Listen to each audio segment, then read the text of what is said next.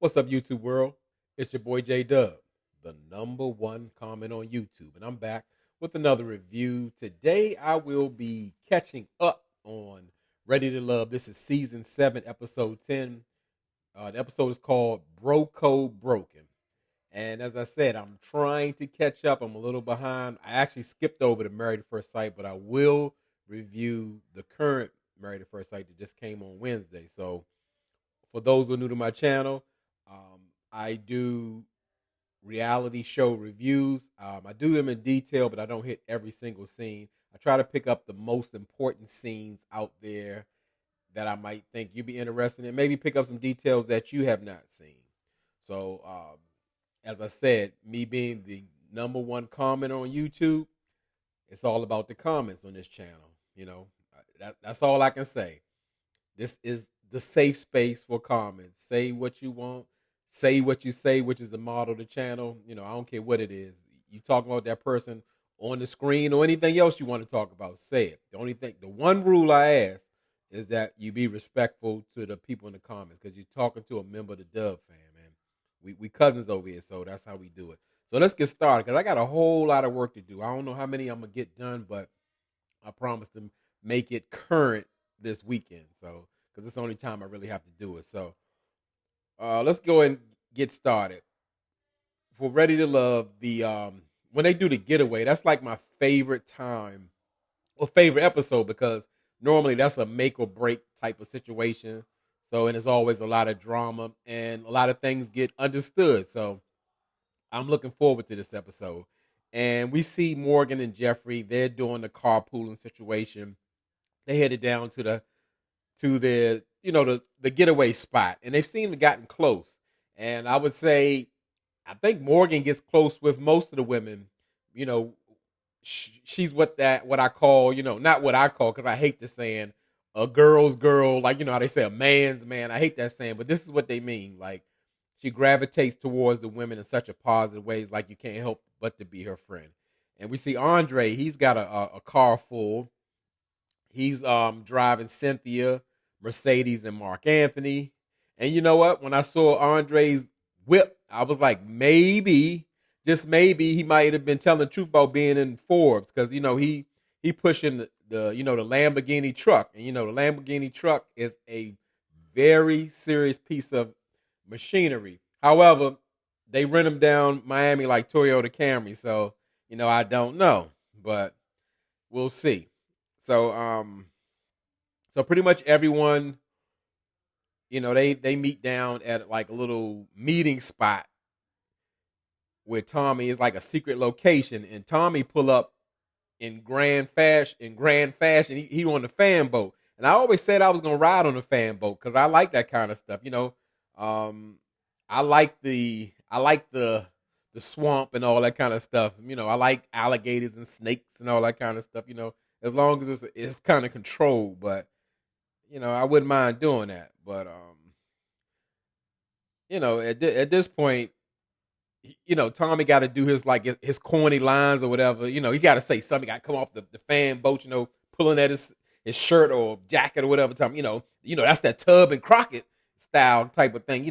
That Miami Vice. Like, don't nobody know what Miami Vice is, but they might do. He like, and when that joke didn't get him, he was like, "Oh, double O Negro." He's still looking for still looking for the laughs. Woody woo. He just looking for something. Shout out to Psalm X for that. Psalm 10. But because she brought back the Woody Woo, because I forgot that I even did it, the Woody Woo, because like I said, if anybody sit down next to me and they say, Woody Woo, I'm gone. I don't care what. I don't care who you are. I'm gone. Anyway, they get to the retreat house, and to me, it must be down the street from where they live, because it looked like a traditional Miami house. It got the tile floors, the white walls, the open spaces. So, I don't know where they did they trick us, just made it act like they was going on some road trip or whatever, because the house don't look, abnormal like they somewhere else. So, the initial vibe I got from the house when everybody got there, it was like a friends trip. Like it was like not no couples there, but when they get there, you know, um, they get competitive. They gotta find their rooms and all that, and we see Smooth Tony from up top and Low Energy Lyndon. They playing a game of pool, and Lyndon is playing for Morgan's honor, and Tony is playing for where Morgan gonna sleep at tonight or whatever. And of course, Lyndon lost, and it didn't really mean anything or whatever at all. It's just that they already know that they fighting for the same woman, but Tony know he really got Morgan in his back pocket. And like little weird details I was picking up, like when people were choosing rooms, Blake was like almost invisible, like he was scared to go in there and pick a room or whatever, and he ended up getting stuck with a bunk bed with him and Susu. And I'm thinking like I would have like paid money just to see him and Susu like sleep in bunk beds because I know they didn't sleep together. Somebody slept on the top bunk. He probably made Susu sleep on the top bunk. I wanted to see that. Now, another little crazy little quirk I noticed, like Andre, he was he was holding Morgan's hand, but then telling Mercedes while she was at the top of the pool, yeah, twerk for me, baby. Granted that Morgan and Andre don't have a connection, I don't think, but it seemed weird. You holding another woman's hand and you telling the other woman, yeah, twerk for me, baby. Like that was kind of weird. I had to mention that. And Mark Anthony, him and Mark Anthony. I said Mark. Yeah, Mark Anthony only has like one connection. He actually told Mercedes, come here, girl. You look like my future ex-wife, and she giggled and she think he playing. And we know that it's nothing serious going on with Mark Anthony and Mercedes. That's a good match for them because both of them are like non-committal for real. They ain't looking for nothing serious or whatever. But she don't know if she even think getting serious with him. That's gonna be true. She gonna be his ex-wife. But speaking of Mark Anthony, when he sits with Jeffrey, it kind of shows the lack of connection that they have because they're supposed to be so magical and he's supposed to be the runner up. To me, it's more Jeffrey wanting Mark Anthony and pretty much what Mark Anthony got for Jeffrey. Like you are so you're pretty as hell. That's the best line he got. And at this point, Andre saw it like wasn't that happening over there. So he come over and he actually interrupts them, and he actually he kisses Jeffrey on the lips or whatever.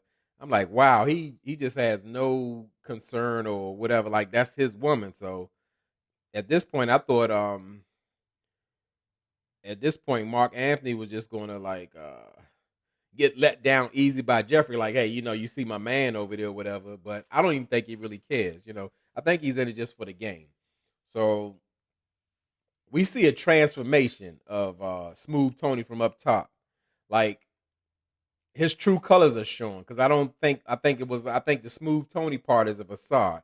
He has turned into like an insecure, a possessive Tony from down bottom. He ain't so smooth no more. He's like all the things that he was kind of accusing Morgan of being, like clingy and possessive and all of that. So much so Morgan had to kind of pull Tony to the side, like telling him to like you need to calm down. Like his energy is like bad, and it actually was. And at this point, it was just like you would think that you would think that one of the men were getting eliminated. Is actually the women's week, and I was surprised because if somebody correct me if I'm wrong, the last episode it was a woman who got eliminated. That was Marcia. So how is another woman getting eliminated the second time around? I think it's a production plan. So correct me if I'm wrong. I think the last time because I know I've been missing episodes. So yeah, I don't know what it reminds me of something production is already playing because they know who's gonna be there and who's not, who they want there. So Andre is sitting down with Cynthia and like he's sitting there. They both get down, sit down to talk. Cynthia sits on her leg, and then Andre do the same. So that's another a red flag, ladies. If you sit down on the couch and you sit on one of your legs, and a man sit on one of his legs right beside you, just get up off that leg and be gone, because he told you everything you need to know. That ain't cool. Um, at this point, Cynthia is kind of questioning Andre's depth. Like, is he more surface? Because I've been saying that from the beginning. I don't know at this point how she got to that thought, because what, their first date, Andre was the one, because he let Cynthia cry on his shoulder. And yeah, I guess she's finally seeing like who she is, because to me, it's like Cynthia, when she talks, she tries to sound deep. Like I said, it's easily for me that Cynthia is like the favorite on this show, but that's not hard like how Morgan's been acting. But it's just, I don't know. It's just like it's nothing there like between Cynthia and Andre. And Andre like kind of took heed to what Cynthia said, and like, oh, I'm that deep. No, you know what? Guess what? Guess what? Guess what? Like, he had a last ditch effort. I've started a children's foundation because I like to give back, because I was traumatized as a child. I didn't have anything, so I just I don't live for myself. I live for others. I was like, yeah, that's why you got a $300,000 truck, because you live for others. That sounds like a preacher. But let me get off of that. So as the episode goes along, it just gets more irritating, especially like when Tony, like at this point, Tony is giving advice to Jeffrey about finding love, and that you need to make a decision. Like, it's love, it's just love. And Morgan couldn't even hold her peace. Like, she looking at Tony like, like, what is wrong with, like, you was just trying to decide between me and Marcia, but now you telling Jeffrey she needs to decide on who she wants, and because it's love is love. Morgan she just couldn't even sit there no more. Like, this is some bull. Like Tony full of it. So I think she's seeing him for who he is, but I'm not sure. I'm not sure. But it just Tony came off real hypocritical or whatever. It's like the pot calling the kettle black. But I guess he could give the advice, and he couldn't see himself. And at this point, it's just like, I don't know how Morgan still sees it for Tony. Like, again, I've been saying from day one, smooth Tony from up top is just bad news. He's not real. He's not genuine. He's running game. And it just don't get no better, no better from his. Cause like, they had like a little dinner or whatever for everybody, and Tony and Linda got in like a real heated back and forth in front of everybody at the table. And in my opinion, Lyndon kind of started. He kind of poked Tony with the questions. I don't know if production said, hey, Lyndon, ask Tony or ask the table. But he kind of put the scenarios, the hypotheticals, like, oh, Tony, so what do you think about this or whatever, about Morgan? And, Tony just pretty much lost it. He didn't handle it well. He's like, how do you think if I kissed Morgan 3, 4, 5 times, 6 times, and what about you? And it was just like Tony lost his cool, and it was like, you got to handle yourself better now. He should have saw Lyndon coming, like he was poking with him. And if you so secure in your relationship with Morgan, why even worry about Lyndon? It's a part of the game. It's not like a secret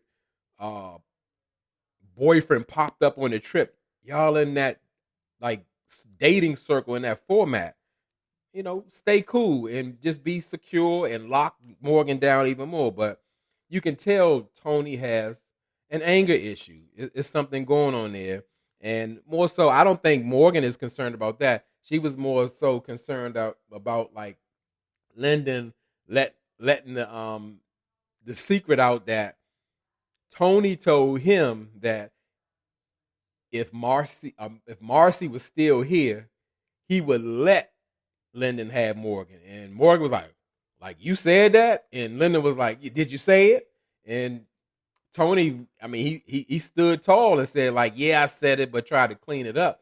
But I got to give it to him, because that's the time that most people would probably like, I never said that. I would never say that. Morgan is my number one connection, has always been. So I gotta give him some credit, but he's still Tony the big red flag, regardless of that. And Morgan again is just like embarrassed. She's hurt because now Tony's treating her like a pass around or whatever. And she was pretty upset. And Lyndon was like the only one who really went to check on him. And that situation is what the episode is based on. That Lyndon broke the bro code. And I don't really see it that way because in real life, Lyndon and Tony aren't friends.